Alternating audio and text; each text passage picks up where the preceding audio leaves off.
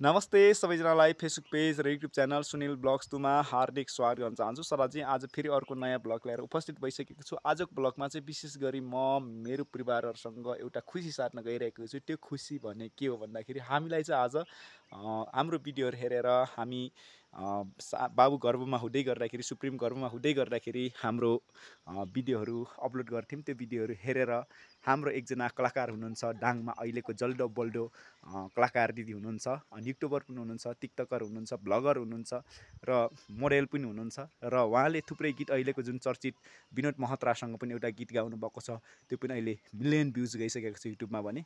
उहाँले चाहिँ आज हाम्रो लागि, हाम्रो परिवारको लागि र जानु र विशेष गरी जानु र सुप्रिमको लागि भनेर उहाँले नगद पैसा पठाइदिनु भएको छ। त्यो कुरा म मेरो बुढीहरूलाई सुनाउन र खुसी साट्न गइरहेको छु। सबैजना युट्युब च्यानल सुनिल ब्लग्समा जोडिनु होला र हाम्रो परिवारलाई तपाईँले पनि यस्तै माया सपोर्ट गर्नुहुन्छ भने गर्नु होला। टिकटकबाट, फेसबुकबाट र युट्युबबाट जताबाट हेर्दै हुनुहुन्छ हामीलाई सपोर्ट गरिदिनु होला। यो चाहिँ हाम्रो घर। अहिले त उटापट्टि थपेका छौँ। यो घर चाहिँ विशेष गरी हामीले तपाईँहरूले दिनुभएको क्विन मल न हजुर कान्छी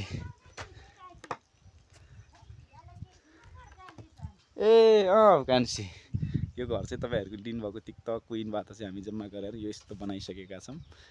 विशेष गरी तपाईँहरू सबैजनालाई थ्याङ्क यू सो मच भन्न चाहन्छु। र आज त्यो कुरा खुसी साट्न चाहिँ माथि जाँदैछु। श्रीमती चाहिँ यता छन् अनि गाईहरू यता छन् अनि हाम्रो बाबु र विशेष गरी बुढी र श्रीमती। ओइ बुढी, फेरि पनि खुसी कुरा सुनाउन आएँ मैले तिमीलाई।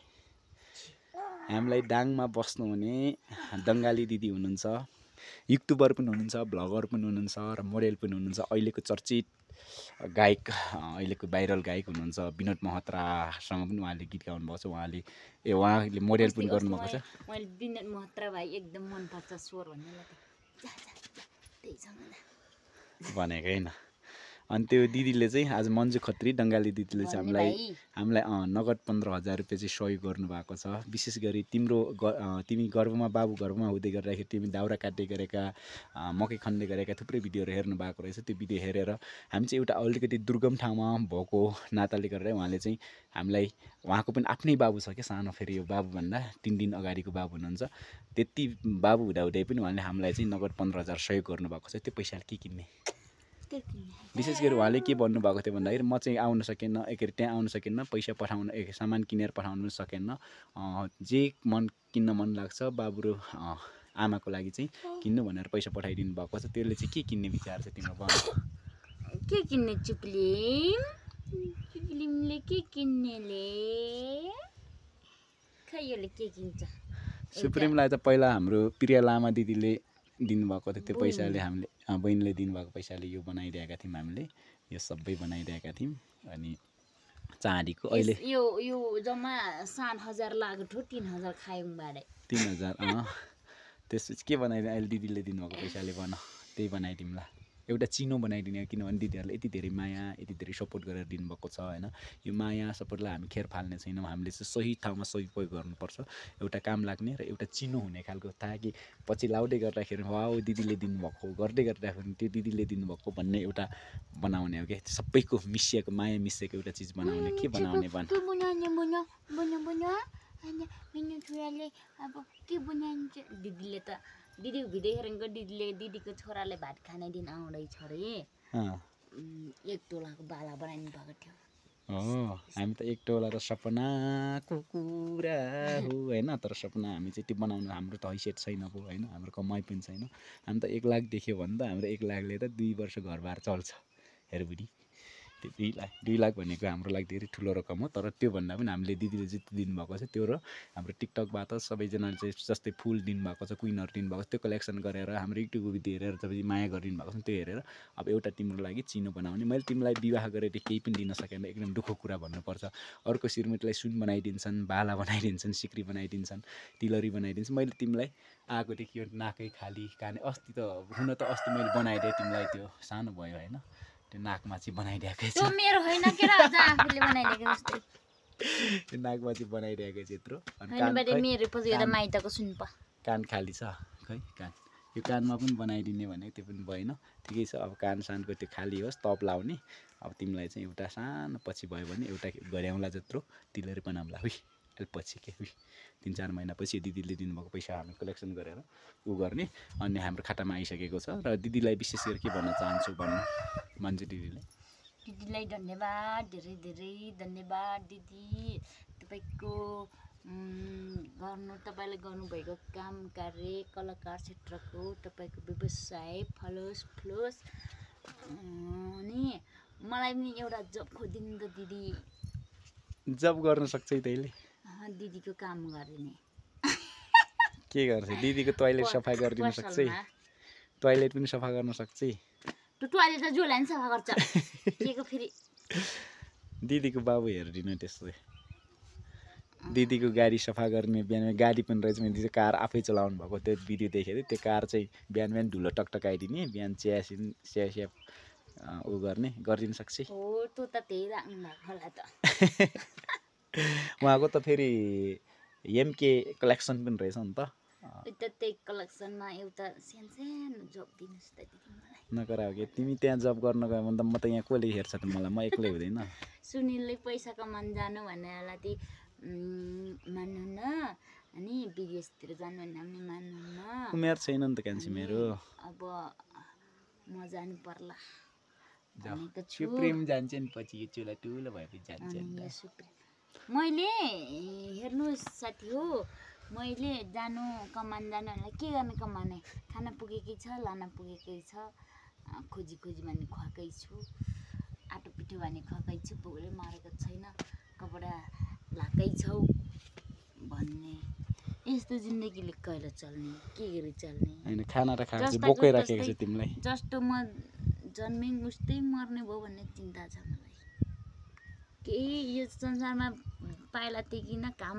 नभएको जस्तै हुने भयो भन्ने टेन्सन छ यत्रो सुप्रिम बनाइरहेको छु खुसी यो त जसले भन्छ किरा फटेङ्ग्राले पनि नानी पान्छ पशुले पनि पान्छ नानी पाउनु भनेको ठुलो कुरा होइन सबभन्दा पाइकिन आफ्नो जिन्दगीलाई राम्रो तरिकाले सदुपयोग गर्न सकिएन भने जस्तै एउटा सपना पुरा गर्न सकेन भन्ने सपना के छ भन तिम्रो त्यो सपना मान्छे भइकन जन्मेपछि हरेक सपना हुन्छ हरेक मध्ये के सपना छ सपना सबैको सामु खर्लङ्ग पार्नु मन छैन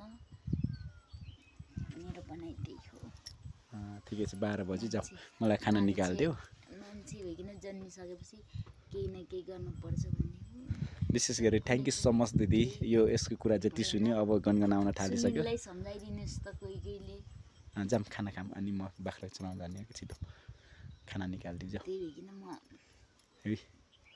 यस्तै गाइस अब जानु चाहिँ यता गाईगोला बस्छिन् गाईहरू यता छन् अनि बाख्राहरू पर खोरमा छन् भने अब म बाख्रा छोड्ने हो हाम्रो गाउँ चाहिँ माथि यस्तो हरियाली देखिराखेको छ आजभोलि यति रमाइलो छ चारैतिरबाट कुहिरोले टपक्क डाकेको छ यो कुहिरोले जति डाकेको छ यही भित्रका कठा पीडा दुःखहरू छरिछ यो भित्र कति किरा फट्याङ्ग्रा जुकाहरू छन् भन्ने कुरा त मेरो मनमा थाहा छ कि मलाई कति जुकाले टोको हिजो मात्र मलाई 3टा जुकाले टोको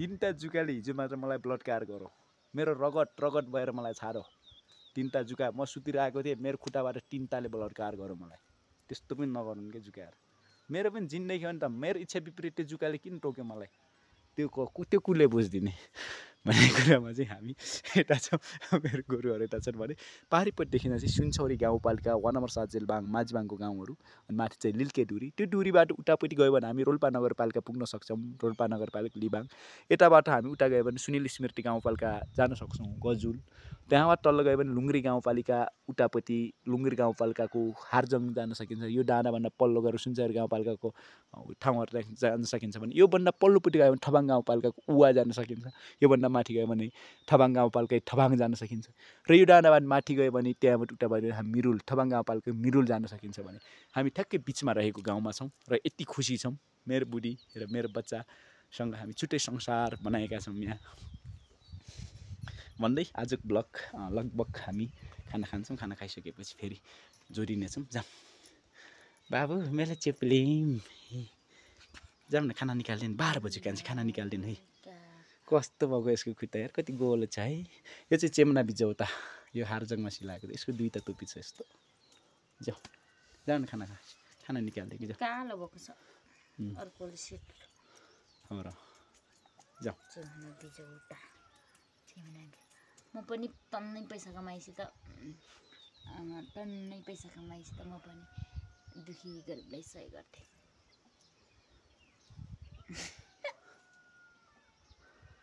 तिमी आफै दुखी छौ, तिमी आफै गरिब छौ, कुरा नगर जाऊ। पछि त्यो कुरा सोच्दै गरौँ है, भयो भने हामी पनि भयो भने हो गर्ने हो। तिम्रो एकदम राम्रो सोच हो, तर छैन त हामीसँग के गर्ने त। हामी आफै मागी खाने जस्तो भएको छौँ। थोरै खाना निकालिदिउँ जा, म बाख्रा छ छोडिहाल्छु कि बाबुलाई पर पल्टाऊ, सिकान छोडो पर त्यत्रो। होइन म पनि गर्थेँ। जा छैन पो होइन।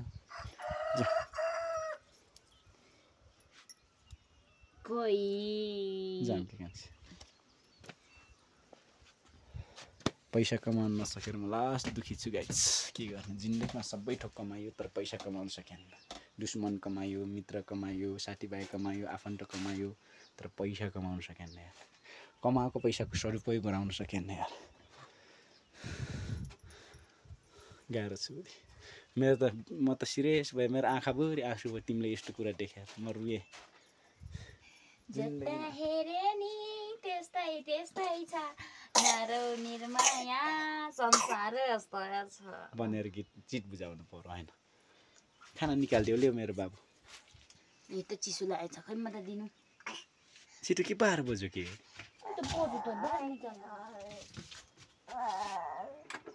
पल्टाइदियो मेरो बाबुलाई माथि।